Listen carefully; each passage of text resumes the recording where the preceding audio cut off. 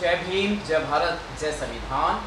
राष्ट्रीय लोक जनशक्ति पार्टी के विशेष कार्यकर्ता और राष्ट्रीय अध्यक्ष किसान मोर्चा और मजदूर जनसभा के नेताजी हमारे सामने सुभाष बिहारी जी मौजूद हैं। स्क्रीन पर आपको तीसरी आज़ादी यूट्यूब चैनल पर दिखाई दे रहे हैं। बात करेंगे कि बहुत ज़्यादा कार्यक्रमों में लीन तल्लीन रहते हैं, पूरा समर्पण रहता है। मीडिया से लेकर पूरी राष्ट्रीय लोक जनशक्ति पार्टी के कार्यक्रमों की रूपरेखा दिल्ली से लेकर बिहार तक, यहाँ तक कि पूरे भारत संभालते हैं। सर, कहाँ से फंडिंग आती है? किस तरीके से आप अपने कार्यक्रमों को मतलब जो है एक समान तरीके से, ठीक ढंग से अच्छी प्रस्तुति कर पाते हैं? आए दिन आपके मंचों पर भी कार्यक्रम होते हैं और काफ़ी खर्चा होता है, फंडिंग कहाँ से आती है सर? देखिए, किसी भी संगठन का जैसे किसी मकान को ढांचा हम तैयार करते हैं, उसमें 4 कॉलम कम से कम पड़ना चाहिए। उसी तरीके से किसी भी संगठन का 4 कॉलम होते हैं। कार्यकर्ता, और कार्यकर्ता का जो खुराक होता है, कार्यकर्ता को रोकने के लिए, कार्यकर्ताओं को कार्यक्रम के माध्यम से आगे बढ़ाने के लिए कार्यक्रम, और ये सभी चीज़ों को संचालित करने के लिए कार्यालय, जहाँ से हम अपने कार्यक्रम की रणनीति बनाते हैं, कार्यक्रम का रूपरेखा तय करते हैं। और जब ये 3 चीज़ हम कर लेते हैं, कार्यकर्ताओं की जमात हमारे पास है, कार्यक्रम का रूपरेखा हमारे पास तैयार है, हमारे पास जनहित से जुड़े हुए मुद्दे हैं, तो फंडिंग की कमी नहीं होती है। जब हमारे पास ये 3 चीज़ हैं तो कोष भी आ जाता है। जब कार्यकर्ता होगा, कार्यक्रम होगा, कार्यालय होगा, तो कोष की व्यवस्था भी बन जाती है। और निश्चित रूप से जब आप ईमानदारी से इस सभी चीज़ों को संतुलित करने के लिए, जैसे हम मकान के बीम को बांधते हैं, चौखट से ऊपर बीम को बांधते हैं ना, दीवार की संतुलन ठीक रहे, ठीक उसी तरीके से संगठन को संतुलित कर, कार्यकर्ताओं को संतुलित कर चलाने के लिए समझदारी, साझेदारी, जिम्मेदारी और ईमानदारी। जब आप किसी कार्यक्रम का, संगठन का रूपरेखा तय करते हैं, तो उसमें सबसे ज़्यादा आपको समझदारी दिखाना पड़ेगा कि इस टीम में सबकी साझेदारी हो।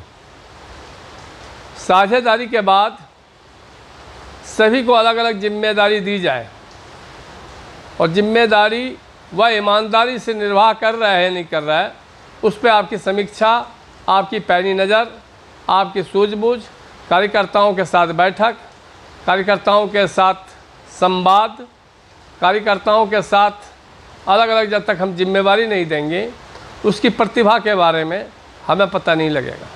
आज सुभाष बिहारी का कार्यक्रम इसलिए सफल रहता है कि हम उस नेता के शिष्य हैं जिनके पास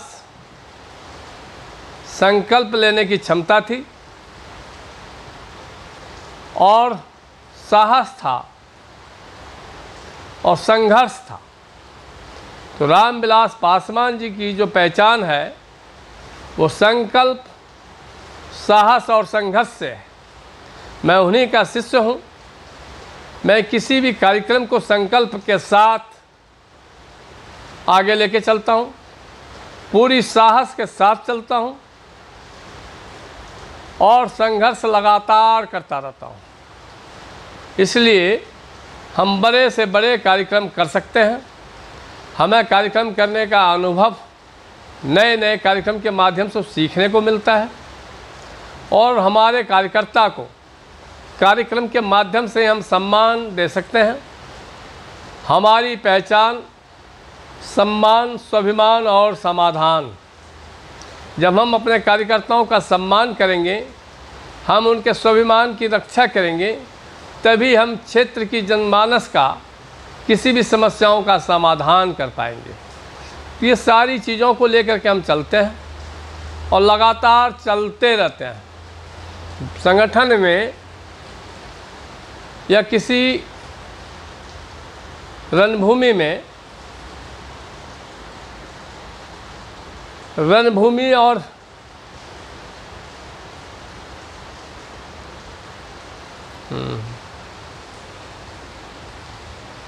रणभूमि में और राजनीति में अगर आपने अपने विरोधियों को अवसर दे दिया तो वह आप पर हावी होगा।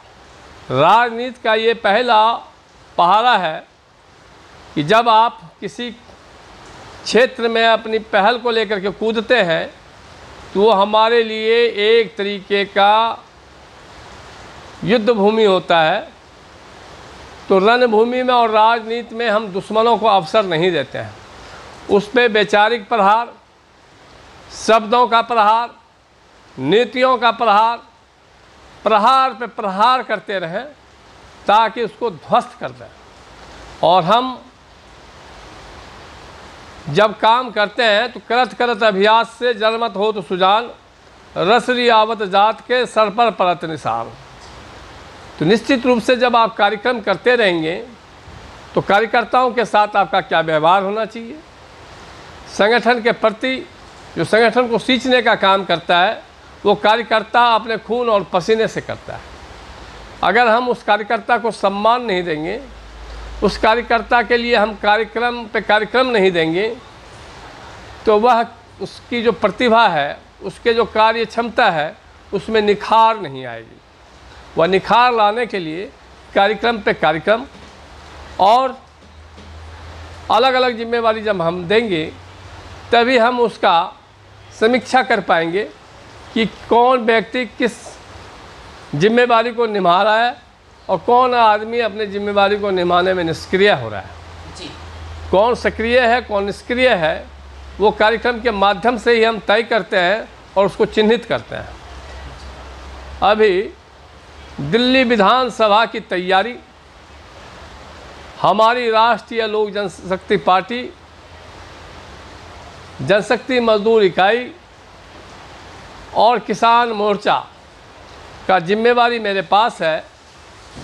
मैं उस जिम्मेवारी के माध्यम से अपने साथियों के लिए किस किस विधानसभा से हम मजबूती से चुनाव लड़ सकते हैं उसकी समीक्षा कर रहा हूं। हम अपने उम्मीदवार को चिन्हित कर रहा हूं। पार्टी में, हर पार्टी में कुछ लोग होते हैं, लड़े फौज नाम हवलदार का, ज़मीन तैयार हम करेंगे और बीज बोने उस समय जाएंगे कि हम प्रदेश अध्यक्ष हैं, हम राष्ट्रीय सचिव हैं, हम अलग अलग अपने पद का बखान देंगे। लेकिन मेरा मानना है कि आपने अपनी ज़मीन को कितना तैयार किया, आपने अपने कार्यकर्ताओं को चुनाव लड़ने लायक कितने तैयार किया। अगर तैयार नहीं किया है, कार्यकर्ता हमारा उस ज़मीन को तैयार करेगा तो चुनाव भी हमारा कार्यकर्ता लड़ेगा। और अगर वो अपने कार्यकर्ताओं के द्वारा अपने किसी भी विधानसभा में तैयारी करना चाहते हैं, वो विधानसभा को चिन्हित करना चाहते हैं, तो निश्चित रूप से हम उनके लिए भी सहयोग करेंगे। लेकिन मेरी मेहनत की हुई ज़मीन पर कोई और बीज बोए, सुभाष बिहारी के इतिहास में ऐसा नहीं है। हम कार्यकर्ताओं को भगवान मानते हैं, अपने नेता को हम आदर्श जरूर मानते हैं, लेकिन जिस कार्यकर्ता के माध्यम से आज नेता के पास भी हमारी पहचान है, वह शक्ति, वो ताकत, वो साहस, वो मुझे अपने कार्यकर्ताओं के द्वारा मिलता है। तो कार्यकर्ता हमारे लिए सर्वोपरि है। कार्यकर्ता के सम्मान के लिए सुभाष बिहारी कोई भी निर्णय ले सकता है और निश्चित रूप से हम लोग चुनाव लड़ेंगे। पार्टी को तय करना है कि पार्टी गठबंधन में लड़ेगी या पार्टी अकेले अपने दम पे चुनाव लड़ेगी। अगर अकेले दम पे लड़ेगी तो हम 70 के 70 विधानसभा पे लड़ेंगे। हमारे अलग अलग विंग के साथी अगर अपना तैयारी कर रहा है तो किस किस विधानसभा में कर रहा है वो बताएं। आरएलजेपी से आपको फंड मिलता है? देखिए, मैं पार्टी से मुझे कोई फंड नहीं मिलता है। मुझे कोई सरकारी सहयोग मिलता हो? कोई सरकारी सहयोग मैं नहीं लेता हूँ। सिर्फ आप अपने कार्यकर्ताओं किसी के दम भी पर? बिल्डर से या किसी भी चीज़ से डोनेशन मैं नहीं लेता हूँ। किसी पूंजीपति से कोई सहयोग राशि, डोनेशन आदि नहीं मिलता आपको? मैं किसी से कुछ नहीं लेता हूँ। मेरे कार्यकर्ता में जैसे एक नदी के पानी को संतुलित करने के लिए दो तरफ का बांध होता है, हमारे कार्यकर्ता भी कुछ ऐसे भी हैं जो समय नहीं दे सकते जी। लेकिन हमारे कार्य में वो आस्था रखते हैं, विश्वास रखते हैं। कुछ कार्यकर्ता हमारे ऐसे हैं जो दिन रात मिल करके और वह हमारी योजनाओं को सफल करता है, हमारे आंदोलन को सफल करता है। तो निश्चित रूप से हम दोनों पहलुओं को लेकर चलते हैं। जो हमारे लिए कार्यकर्ता फंड मुहैया कराता है, मंच लगाने के लिए हमें सहयोग करता है, वह हम कार्यकर्ता से ही लेते हैं। और कोई कार्यकर्ता जो उस कार्यक्रम को सफल करने के लिए मेहनत करता है, हम उसे भी नज़रअंदाज नहीं करते हैं। तो निश्चित रूप से हम सम्मान सभी को देते हैं। हमने आपको पहले भी बोला, हमारी पहचान सम्मान, स्वाभिमान और समाधान। आने वाले समय में अगर मुझे उम्मीदवार चिन्हित करना होगा तो ऐसा नहीं है कि जो उद्योगपति हैं या जिनके पास पैसे हैं हम सिर्फ उसे ही उम्मीदवार बनाएंगे। हम ऐसे लोगों को भी उम्मीदवार बनाएंगे जो बिल्कुल फ़कीर है। कारण कि लकीर फ़कीर ही खींच सकता है। मैं स्वयं, मेरे पास कोई कार्य नहीं है, कोई बिजनेस नहीं है, मेरे पास कोई स्रोत नहीं है जिससे पैसा आ सके, कोई खास, लेकिन मेरे पास मानव जोड़ लगाता है तो पत्थर भी पानी बन जाता है। हम जो कार्य करते हैं वो समाज हित में करते हैं, जनहित में करते हैं और संगठन हित में करते हैं। तो निश्चित रूप से संगठन में बहुत लोग हैं जो हमारे कार्यक्रम को सफल कार्यक्रम बनाने में वो आर्थिक सहयोग भी कुछ साथी करते हैं और कुछ साथी दिन रात हमारे साथ उस योजना को, उस आंदोलन को सफल करने के लिए मेहनत करते हैं। तो हमारे लिए दोनों ही उपयोगी हैं और दोनों का ही हम सम्मान करते हैं और दोनों के ताकत पे ही आज हम चट्टान के जैसे किसी भी कार्यक्रम में, किसी भी योजना को, किसी भी आंदोलन को तुरंत मैं संकल्प ले लेता हूँ कि इस योजना को करना है। और ये हमने सीखा है। गांव में जब एक और घर साधु संत आते हैं तो किस जाति से हैं, किस गांव से हैं, किस देश से हैं, किस राज्य से हैं, नहीं पता। लेकिन वो गांव में जब रहते हैं तो गांव के लोग ही उन्हें भोजन भी कराते हैं, दूध भी पिलाते हैं, उनकी धुनी भी लगाते हैं, उनको गांजा भी पिलाते हैं, भांग भी पिलाते हैं। और जब बैठे बैठे वो किसी मठ का, किसी मंदिर का, किसी गुरुद्वारे का वो संकल्प ले लेते हैं कि यहाँ हम इतने बड़े यज्ञ कराएंगे, वह यज्ञ गांव के लोग मिलकर सफल और सुंदर कार्यक्रम को कर देता है। ठीक उसी सीख को लेते हुए मेरा आदर्श मेरे कर्पूरी ठाकुर हैं। कर्पूरी ठाकुर जी ने उस व्यवस्था में जब सत्ता परिवर्तन ला दिया, संजोग से मेरे नाम के आगे भी टाइटल में ठाकुर ही लगता है। और मैं उस नेता का शिष्य हूँ, रामविलास पासवान जी का, जिनको पहली बार विधायक अलौली से जब बनाया तो जनता ने मकई का भूजा खा के उनका प्रचार करके उनको विधायक बनाया। उसके बाद 77 के लोकसभा चुनाव में माननीय रामविलास पासवान जी को चुनाव लड़ने का, नॉमिनेशन करने का भी पैसा नहीं था। उस रामविलास पासवान जी का नॉमिनेशन का भी पैसा दिया, पूरा चुनाव का क्षेत्र की जनता ने उस खर्चे का मजबूती से वहन किया एवं देश में इतिहास रचने का काम किया कि गिनीज बुक में पहली बार रामविलास पासवान जी का नाम आया। तो जनता वो ताकत है, गरीबों की सुनो, वो तुम्हारी सुनेगा। तुम 1 पैसा दोगे तो वो 10 लाख देगा। जी बिल्कुल सही है। तो सुभाष बिहारी जी का फंडिंग को लेकर ये एक संपूर्ण परिचय आपको मिला है कि उन्हें किसी पूंजीपति से, किसी पार्टी से या किसी बिजनेसमैन से कोई किसी प्रकार का फंड नहीं है, कोई स्पॉन्सर्स नहीं है, केवल जनता ही उनकी ताकत है और उनका कार्यकर्ता और जन समर्थन। हमारी पार्टी में मुझे लगता है सबसे गरीब नेतृत्व करने वाला नेता मैं हूँ। जी बिल्कुल, मैं आपको लगातार धनहीन देख रहा हूँ। मैं बता रहा हूँ आपको कि मैं नेतृत्व करने वाला सबसे गरीब नेता हूँ। लेकिन मेरे नेता के द्वारा जो मैंने सीखा है, संकल्प, साहस और संघर्ष, जी। इस मंत्र को अपनाते हुए मैं लगातार संकल्प लेता रहता हूँ, जी। साहस के साथ लेता हूँ, लगातार संघर्ष करता रहता हूँ। और जब आप साहस और संकल्प के साथ संघर्ष करेंगे तो सफलता की सीढ़ी से आपको कोई दूर नहीं रख सकता। जी। मेरे से बड़े कार्यक्रम, मेरे से ज़्यादा कार्यक्रम जी।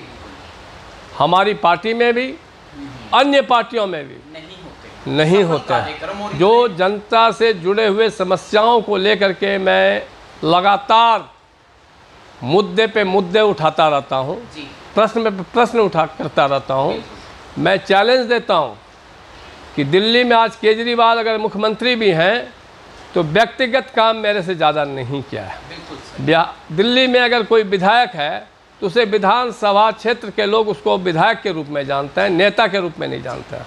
लगातार यहाँ पे मीडिया आती है, सोशल मीडिया आती है और स्ट्रीम मीडिया भी आती है और वो लाइव तस्वीरें प्रसारित की जाती है समय समय पर, लगातार प्रतिवर्ष कई वर्षों से। विधानसभा आज है, मैं 2 साल पहले भी आपके चैनल को लेकर के ही पदयात्रा कर रहा था। जी। लेकिन कुछ हमारे यहाँ नासमझ नेता के द्वारा वो पदयात्रा रुक गई।